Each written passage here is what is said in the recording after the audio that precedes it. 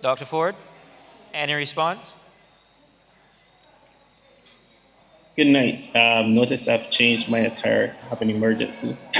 So, but I will during this short period of time try to give an answer to that and try to assure all Barbadians. Listen, we are faced with a difficult time.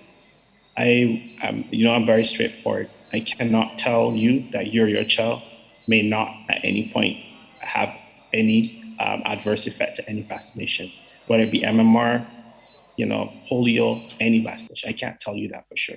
What I can tell you for sure is from the evidence that has been gained with regards to the COVID-19 vaccination at this point, I can tell you three key facts.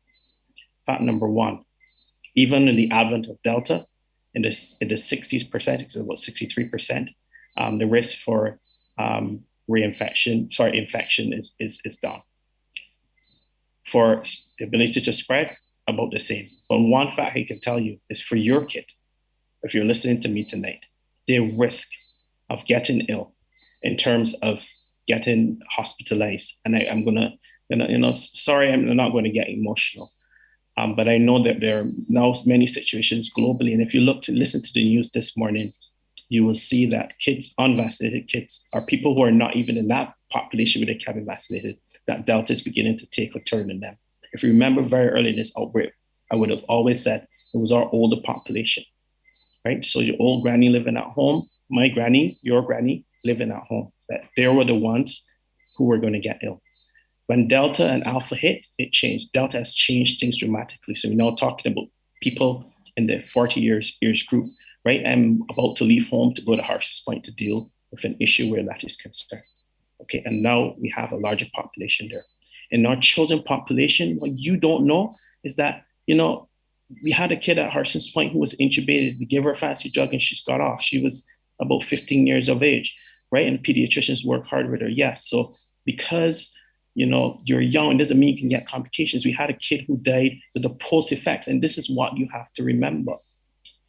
So while you might say, okay, don't give my kid it and they get COVID, I do, just as you're saying on this call tonight, that you're not sure what complications the vaccine may have in your kid. And I can't tell you that your kid might not get a fever or some other side effect. I can't tell you that, right? But what I can tell you for sure is that we have enough evidence that kids die from post complications of COVID-19. We all know it. You see it on TV. You see NBC, CBC, Canadian television, for example, right?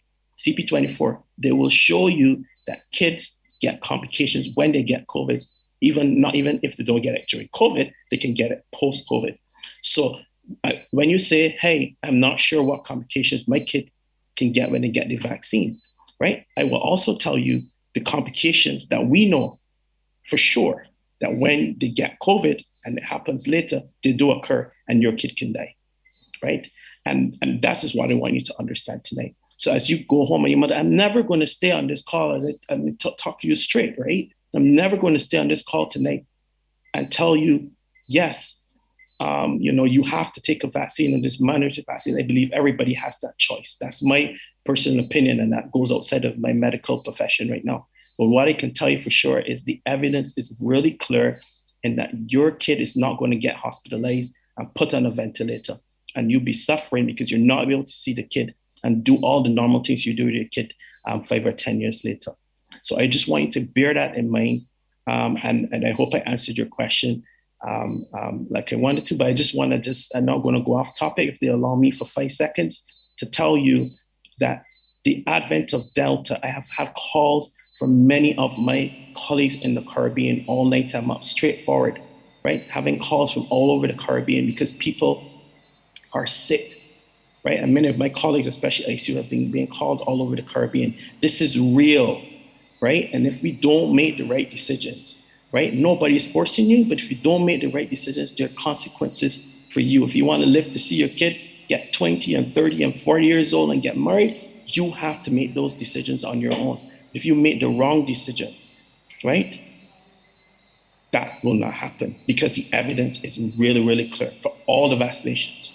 right? Straight. I'm not here to sway you or anything. I'm just telling you the medical facts, and the numbers are clear. Even in the great study that came out of Israel recently, where it showed that was 63%, which I just said, the most important fact about that is 93% of persons where did not have to get hospitalized at all were vaccinated. Look at the statistics for Bahamas. I'm not, just go and look on the Caribbean website. Go and look and see what's going on in the rest of the Caribbean. You know, it may be weeks, right? It may be days. You know, if we don't make the right decisions in this country, we are going to be in big trouble. I do, trust me when I believe. So look around us, right? We will be no different if we make bad decisions. The difference in the US is they got their vaccination rates up. That's why things are a bit different. Yes, so people are getting infected, but their hospitals are only being overrun in states where the vaccination rates are low. Look at Canada. They've really done a great job in terms of their vaccinations. You're not hearing much coming out there in terms of hospitalizations, only in the provinces where things are bad. Okay, I want you to go, don't mistrust me. Just go and look and see for yourself, right? The evidence is there. Look at Jamaica right now with their vaccination rate. It's down, and the hospitals can't even take patients, far more ICUs. Do we ever want to see that in Barbados? This is not for fear-mongering. I'm not giving any. I want you to be fearful today. I actually want to encourage Barbadians, right? So I'm going away from the fear mechanism. I want to encourage you to make good choices, not only for you, for your granny who you live in the home with, to make good decisions for your child who you're in a house with, who does not want to be without a mother or father, right? These are important decisions that only you can make. Nobody can make them for you. I can't tell you, you have to take a vaccine. I think that's wrong, right? But I can encourage you and give you the evidence that's required. And we might not always agree in it, but ultimately, the way how I see it, the decisions we make can affect the course of what's happening on the ground in the healthcare system, right? And many of us are working extremely hard and many long hours, certainly at many of these facilities, to save many lives. Using some of the drugs you've mentioned, right? I think someone mentioned about drug therapies, etc.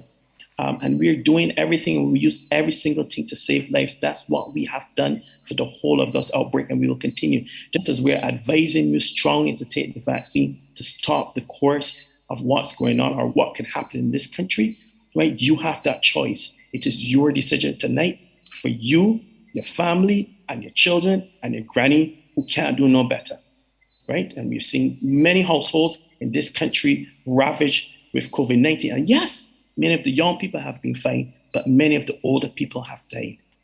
I challenge you tonight to rethink things, relook at the data, listen to what we've said over the last town hall meetings, and ultimately you make that decision. But remember that the decision you make affects every single person around you. It could even affect your income in terms of if things go out of the hall, we worry about costs of everything right now, right? I'm worried about costs of everything. But decisions you make can impact this country greatly. That's all I can tell you tonight. And I'm asking you to trust me in this particular aspect. Trust me in getting back your children to school. Trust me in these issues tonight. That's all I can say. Thank you.